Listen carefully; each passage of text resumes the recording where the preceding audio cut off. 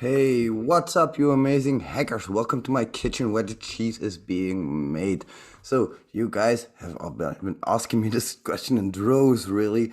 So, I'm going to answer it on video form to help you guys along and to hopefully not have to answer this question every time. I know I'm a little bit lazy. Sorry, guys.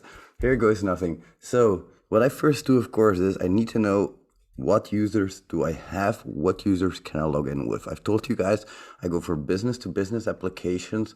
Those are usually defined by heavily by privilege levels and users. And then it really pays off if I have a list of different users, if I have their passwords, the company that they work for, but also their privilege level might be important. It really depends on what you want in here, but for me, it's mostly just making sure that I have enough information for every account to know what I'm doing. By the way, sorry about that black spot, that's ink. I've been playing with my pen and quill again. Ink and quill it is. So you basically put in here whatever you need to make sure that you can distinguish what user does what. Very important later on. Because guys, if you're like me, I'm a dad. I don't have time to hunt like I used to, so I need to take notes very carefully. Then, of course, the endpoints. I note down all of the endpoints. It can be a simple copy paste, of course. It doesn't have to be a completely manual process. You just copy and paste a lot of them. But these endpoints here, and you can do this in Burp Suite, by the way. If you guys are interested in that, let me know in the comments below and I'll tell you how you do that, how you export your endpoints. Anyway, all of these endpoints, I try to describe them, and you guys know how I test a little bit. I test doing, basically, I test every single parameter, and I look at that parameter in its own right. So every single one of these endpoints, they will have a functionality behind them. So I note down that functionality, I note down what that endpoint does, and then I start testing for that specific endpoint. And if I don't find anything, I will mark it, because then I know, okay, I'm at this point and I can just pick up where I left and don't have to go through all of this process. Again, very important for those endpoints, for every single one, for every single parameter. Next up, broken access control and IDOR, one of my favorite parts.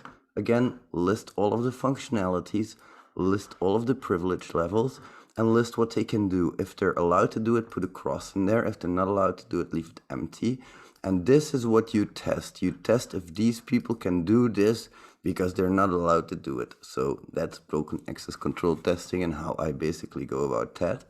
Then we also have a IDOR testing, of course, but IDOR testing is two ways, in my opinion, especially on these business-to-business programs. You're going to have IDOR testing within the same company. So if you and I work for Google, you're going to have the testing done within Google. But if somebody from Yahoo comes along, then of course I need to test for IDORs between different companies as well, especially if they're hosted on the same server. That's what happens a lot these days. It's called a principle of same server tenants or something like that. It's basically like people sharing a server and getting the full experience, of course, getting the full application, but they share the resources that the application runs on.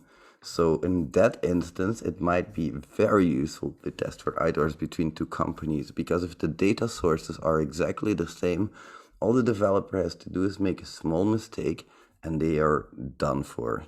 There is your IDOR, there's your broken access control. Now, on to the next one, the functionalities. We've talked about this already. Mark what you've done and what not. And of course, if you found something in one of these functionalities, mark it as good as well. Because you want to know how much of these things are vulnerable. Like you might find, okay, suddenly, okay, I find this. Oh, look, XXT is something that these developers are not checking for at all. So, well, not at all, but they're neglecting it in a lot of cases. So that's something that I should check for.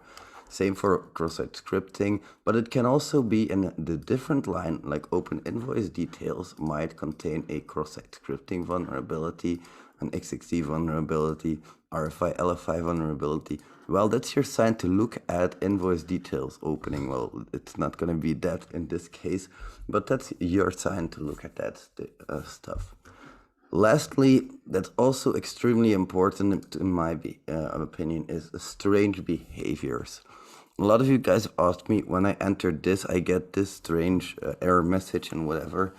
That's what I call just strange behavior. Don't go down that rabbit hole. If you don't know it properly, just try to figure out what's going on. What is the server spitting out at me here?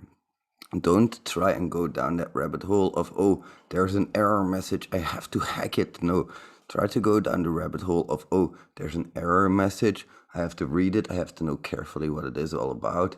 But that's what this tab can be for. Of course, if something's interesting, I'm going to mark it in green. Less interesting in orange, and not interesting at the moment is going to be in red. But you never know when it comes in handy later on. So that's a little bit about how I take my notes when I do bug bounty hunting. There might be a little bit different here and there. For example, if I have a network that I can scan with Nmap and all of that stuff, I will note down all of my ports in these documents.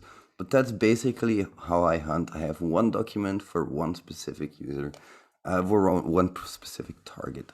Now, these documents, they might be like they are right now in Excel. That's possible. I have templates for them. But they might also be in Notion. It depends what program you want. It really doesn't matter what note-taking application you prefer. If you prefer to write it down in pen and paper, I'm not gonna stop you, because I do the same thing every now and then. It's like we're in the year 2021 and we still have to write with pen and paper every now and again. That's okay. Humanity is moving forward sometimes. Thank you everybody so much for listening. I will put a link to this document in the description below as well, so you guys can have a little look at it yourself and maybe use it to fuel your own hunting. Fill it in with your own experiences. Thank you guys so much for listening. Thank you guys so much for watching, and I hope you have a beautiful, wonderful day. Thank you everybody, and I will see you in the next one. Bye.